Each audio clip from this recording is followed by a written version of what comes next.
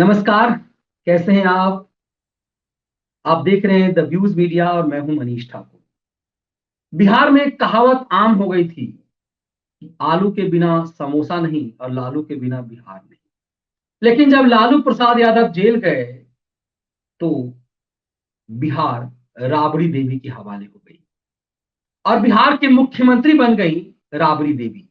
राबड़ी जब बिहार की मुख्यमंत्री थी तो उन्होंने उसी ढंग से बिहार को चलाया जैसे लालू यादव चला रहे थे।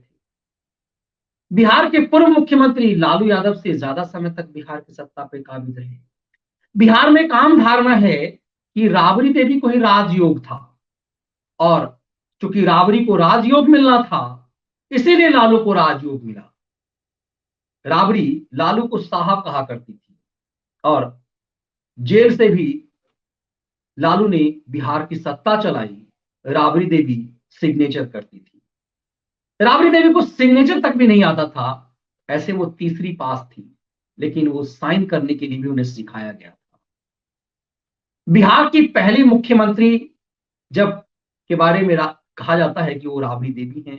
बच्चे रटते हैं कि बिहार की पहली महिला मुख्यमंत्री कौन है, तो वो राबड़ी देवी कही जाती है। राबड़ी देवी का इतिहास में अमर नाम हो गया क्योंकि वो बिहार की पहली महिला मुख्यमंत्री। लेकिन राबड़ी देवी कहलाना मराठी महिला के लिए अपमान की बात है, ये अपराध है। किसी मराठी महिला को राबड़ी देवी कह देना अपराध है। महाराष्ट्र में इस मामले में बीजेपी के एक नेता, बीजेपी मुंबई में बीजेपी मीडिया सेल के एक मेंबर के खिलाफ, जतीन गजरिया के खिलाफ एफआईआर दर्ज कर लिया गया है और इन्हें वारंट जारी कर दिया गया है क्योंकि इन्होंने महाराष्ट्र के मुख्यमंत्री उद्धव ठाकरे की पत्नी रश्मि ठाकरे को राबड़ी देवी कह दिया। उन्होंने कहा कि ये महाराष्ट्र की राबड़ी देवी है।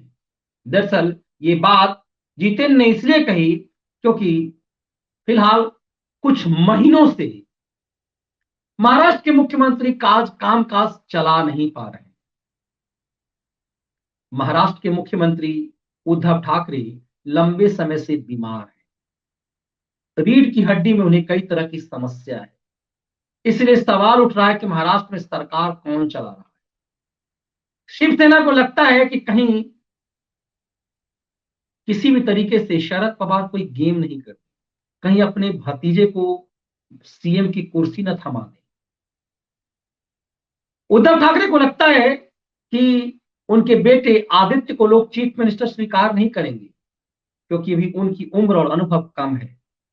इसीलिए यह कह दिया गया कि क्या उद्धव ठाकरे अपनी कुर्सी पर लालू प्रसाद यादव की तरह राबड़ी देवी को बैठा देंगे। इसमें कौन सा अपमान हो गया कि वहां मुकदमा दर्ज कर बीजेपी के नेता को समन कर दिया गया, वारंट कर दिया गया। बीजेपी के प्रवक्ता राम कदम ने इसे अभिव्यक्ति की आजादी कहा और कहा कि जो लोग अभिव्यक्ति की आजादी के नाम पर बवाल काटते हैं उन सब की चुप्पी है। सही मायने में ये चुप्पी गजब की है लुटियन दलालों की, खराती मीडिया की, मनी लॉन्ड्रिंग चैनल के खराती कुमार जैसे लोग जो इस मामले में अपने आप को इस मामले के पैगंबर समझते हैं, खुद बिहार से आते हैं और बिहार की एक महिला का अपमान होता है। टीवी चैनलों पर एक खबर गायब है। क्या किसी महिला को राबड़ी देवी कह देना गाली है?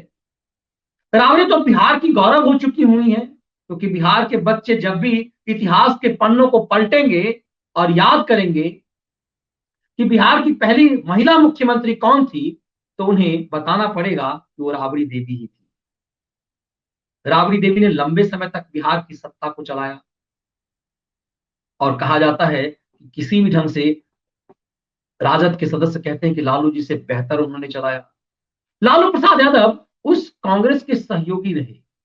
लालू प्रसाद यादव ने सोनिया की सरकार को सालों तक सत्ता पर काबिज बनाए रखा। उनके कई नेताओं को बिहार से राज्यसभा में भेजने का काम किया और उसी सोनिया की सरकार की सहयोगी पार्टी है महाराष्ट्र में। सोनिया की सरकार, सोनिया की पार्टी के सहयोग से महाराष्ट्र में चल रही है महाअघाड़ी की सरकार। लेकिन रश्मि ठाकरे को राबड़ी देवी कहना, लालू की पत्नी के नाम से पुकारा जाना अपमानजनक क्यों है? राबड़ी क्या गाली है? क्या राबड़ी देवी कह करके रश्मि ठाकरे को बुलाना इसलिए अपराध है क्योंकि वो अनपढ़ महिला थी? तो क्या अनपढ़ होना पाप है? आखिर राबड़ी देवी गाली कैसे बन गया? क्या ये बिहार के स्वाभिमान का भी मुद्दा है? क्या कल्पना की जा सकती है यदि बीजेपी के किसी नेता ने यदि इस तरह की बात कही होती तो खैराती और उसके बाद इस तरह की बात के लिए बीजेपी की किसी सरकार के द्वारा कोई कार्रवाई होती, सख्ती होती? नरेंद्र मोदी देश के प्रधानमंत्री हैं, ना जाने उनके लिए क्या क्या कहा जाता है, मौत के सौदागर से लेकर नीच, कमीना, घटिया इंसान, ना जाने क्या क्या, चाय वाला, ये चाय वाला कैसे बन सकता है, क्या क्या नहीं कहा जाता है मोदी को, जबकि वो देश के प्रधानमंत्री। लेकिन महाराष्ट्र के मुख्यमंत्री को यह भी नहीं सुहाया कि उनकी पत्नी को कोई राबड़ी देवी कहते। देखना दिलचस्प है कि लुटियन दलालों के लिए, खैराती मीडिया के लिए यह भी कोई मुद्दा बनता है। क्या लालू प्रसाद यादव की कान तक ये बात पहुंची कि महाराष्ट्र में मराठी महिला के लिए उनकी पत्नी का नाम राबड़ी देवी अपमानजनक है, गाली है? लालू के दौर में बिहारी मजाक का पात्र बन गया। कहते हैं वक्त हर चीज का हिसाब करता है। लालू ने अपने काल में, अपनी पत्नी के काल में बिहार और बिहारी को मजाक का पात्र बना दिया। ये वही 90 का दशक का दौर था जिसे जंगल राज कहते हैं, जब लालू प्रसाद यादव की सत्ता थी बिहार में, उनकी पत्नी की सत्ता थी। सबसे ज्यादा बिहारी लालू प्रसाद यादव के दौर में ही बिहार से भागे और बड़ी संख्या में उसमें छात्र थे, मजदूर थे। बिहारी इससे पहले कलकत्ता और बंबई जाया करते थे, वो भी इक्का दुक्का, लेकिन छात्र बहुत कम जाते थे। लालू के दौर में लोगों ने अपने बच्चों को भगाना शुरू किया उस आतंक के दौर से। वही बच्चे जब बिहार के बाहर निकले तो भारत के प्रशासनिक पूरे सिस्टम को उन्होंने संभाला।